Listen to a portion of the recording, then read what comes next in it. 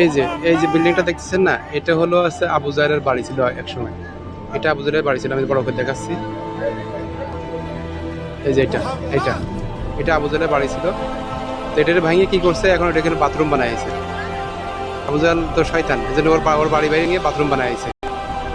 আর আসলামকে নবীর বাড়ি হলো এই যে সোজা, এই যে বিল্ডিংটা, এই যে দেখা যাচ্ছে না বিল্ডিংটা, আমি একটু বড় করে দেখাচ্ছি। হ্যাঁ, এই যে এই বিল্ডিংটা আছে আমাদের নবীজির বাড়ি। আর পিছনে এই যে সব পাহাড় আর পাহাড়, পিছনে সব পাহাড়, এসব পাহাড় পিছনে। এটা হচ্ছে নবীজির বাড়ি, এই যে এটা নবীজির বাড়ি। আর এইটা হলো আবু জাহেলের বাড়ি। এই যে এটা এখন বাইঙ্গে এটার বাথরুম বানাইছে।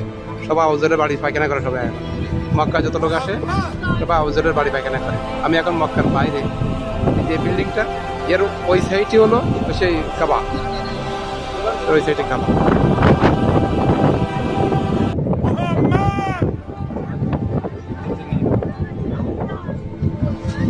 এই যে বিল্ডিংটা সম্পূর্ণ পাহাড়ের উপরে, এইসব পাহাড়, এই পাহাড়ের উপরে যে